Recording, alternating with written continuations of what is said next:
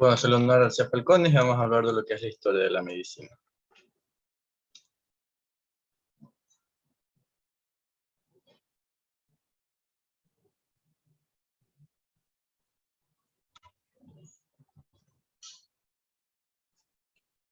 Bueno, hablando de la historia de la medicina, se creía que las enfermedades que se originaban de formas sencillamente metafísicas y se expulsaban mediante palabras mágicas para expulsar lo que eran los demonios.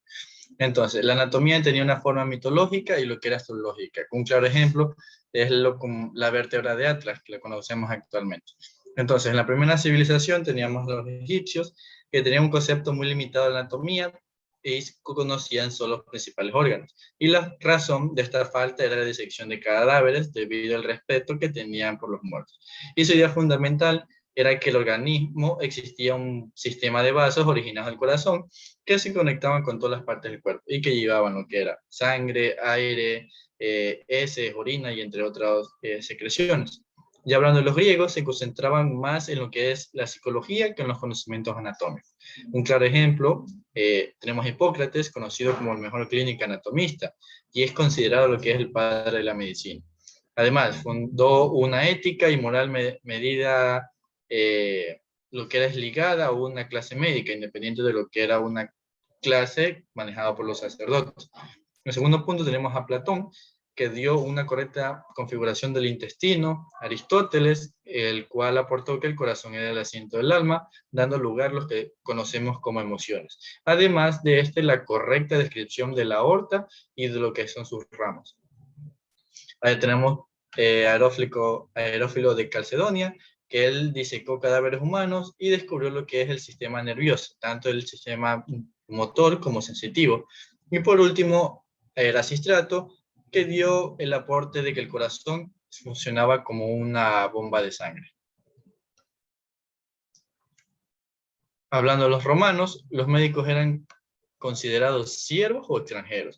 Aprendieron bien lo que es la higiene pública.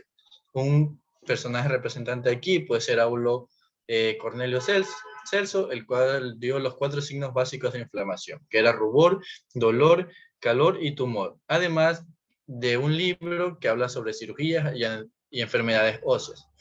Por otro representante tenemos a Rufus de Festo, que dio una descripción general de lo que eran los ganglios tendinosos. Y por último, Claudio Galeno, ya que creía que las arterias se originaban del corazón y el sistema venoso del hígado. Además de lo que descubrió los 7 de los 12 pares craneales, y ya que él obtenía su información a través de la disección de animales. Entonces, hablando ya de los romanos principalmente, sus principales aportes fueron los hospitales militares, el saneamiento ambiental, que era muy importante en ellos, la legislación de la práctica y las enseñanzas médicas. Hablando de los hebreos, tenían un conocimiento muy superficial, ya que estos se basaban en la Biblia. Y se describe, bueno, un gran descubrimiento fue que el corazón era un órgano situado a la izquierda de lo que es la línea media y que está formado por 2 ventrículos. Hablando de la China, estos de aquí prohibían profanar los que eran los cadáveres y no hicieron estudios anatómicos hasta el siglo XVIII. Entonces, ¿cómo hacían? La anatomía de aquí se enseñaba con lo que era diafragmas y modelos artificiales.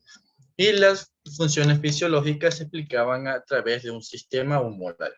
Y por último, la India, que hacían disecciones anatómicas de cadáveres, pero estos de aquí, como que el motivo de su fallecimiento no tenía que haber sido una enfermedad. Tenía que haber sido, yo que sé, un asesinato o alguna fractura por el estilo. En medicina en tiempo de Hipócrates, bueno, un poco hablando de Hipócrates, nació en el siglo IV a.C. y fue un médico que gozó de, como quien dice, un gran prestigio, autor de números escritos que comprenden lo que eran 72 libros y 59 tratados que integran lo que era la colección hipocrática. Y aquí me acuerdo que Ptolomeo fue recopilando estas obras y se creó la gran biblioteca de Alejandría, como se conoce. Entonces, ¿en qué consistía el método hipocrático? Este de aquí iba a expresar una actitud racional la libre de interpretación sobrenaturales, tanto religiosas, mediante lo que era la observación directa y el estudio del paciente, más no de la enfermedad, lo cual hablaremos más adelante. Entonces, ¿qué nos iba a permitir esto? Una evaluación honesta y ayudar a las fuerzas naturales del cuerpo humano a mantener, como quien dice, una hemostasia. Entonces, la colección hipocrática que hablaba de esto de aquí iba a incluir tratados como anatomía, fisiología, la patología general, especialidades como ginecología, obstetricia, las mismas enfermedades naturales y además de lo que es el pronóstico y el tratamiento del paciente. Entonces, lo que sí iba a recalcar aquí era la ética. La ética estaba como que casi por encima de todo, como conocemos ahora el juramento hipocrático. Desde ahí viene la ética. Y ahí esto lo conocemos actualmente.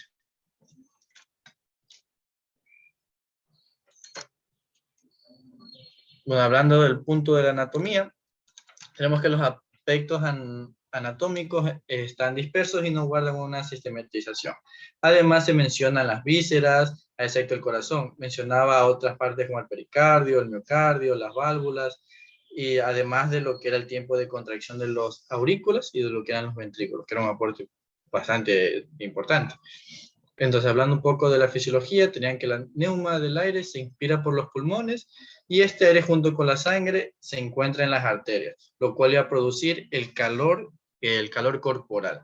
Entonces, tenemos aportar también que los 4 elementos de la naturaleza, que lo conocemos, aire, agua, fuego y tierra, estaban como quien dice, mantenían una estrecha relación con los que eran los 4 humores, humedad, sequedad, calor y frío, y mantenían su armonía, el cual era esencial para la salud del ser humano.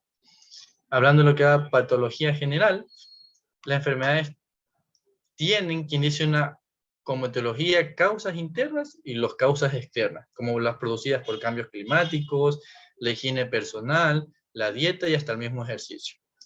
Entonces, teníamos que las enfermedades tenían 3 estados: degeneración de los humores, proceso de cocción y por último la crisis y eliminación de los malos humores. Y hablando de la terapéutica, aconseja actuar sin interferir la evolución natural de la enfermedad, excepto que muestre signos que muestren lo que es lo contrario. Y se usaban medicamentos basados en los tiempos de antes, como eran hierbas laxantes u otros narcóticos. Bueno, el diagnóstico daba gran importancia a la condición del paciente y el interrogatorio. Lo hacían investigando tanto el pasado como el presente del enfermo, así como un interrogatorio, poniendo lo que era atención a las dolencias, la observación general y además una observación cuidadosa del paciente y las características de sus secreciones. Hablando del pronóstico, el estudio completo del paciente se usaba para pronosticar quién se curaba y quién no, o sea, quién moría. Además, esto de aquí les ayudaba a prever la duración de la enfermedad. La ética, de gran relevancia en la conducta del médico, señalada frecuentemente en la colección hipocrática, ya que decía que el prestigio del médico exige que tenga un aspecto sano, sea aseado y vaya bien vestido.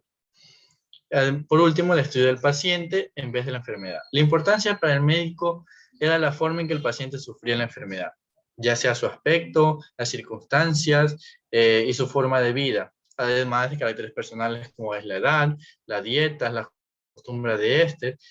Y esto es aquí como que le ayudaban a tener, enfatizarse más en el paciente que en la misma enfermedad.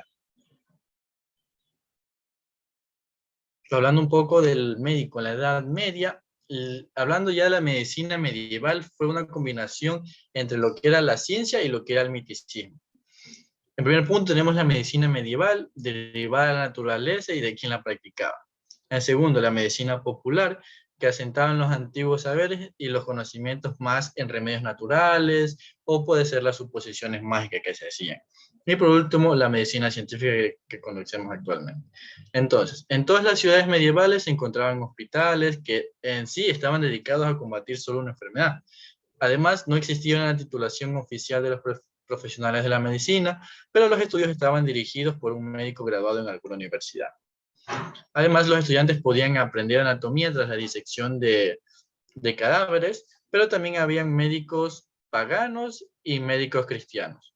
Además, como que el sistema de salud se dividía en dos, entre los médicos que se dedicaban solo a la enseñanza y los médicos que se dedicaban a servir, como quien dice, en su área de salud. O sea, como profesionales en su área de salud.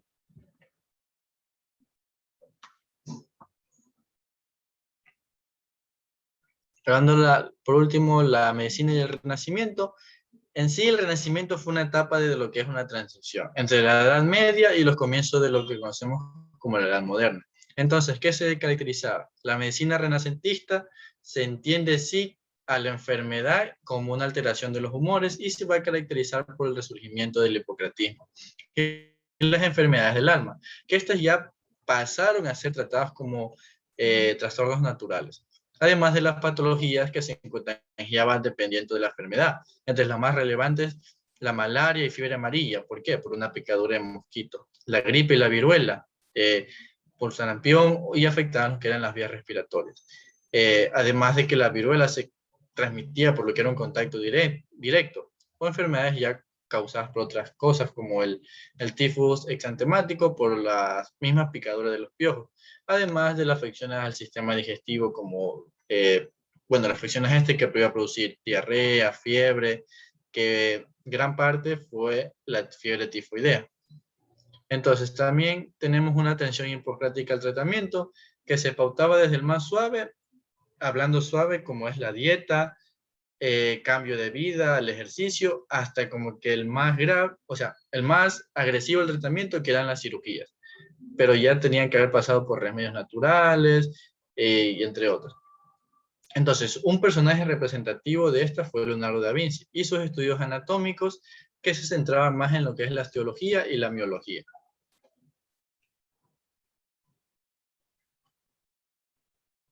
Gracias.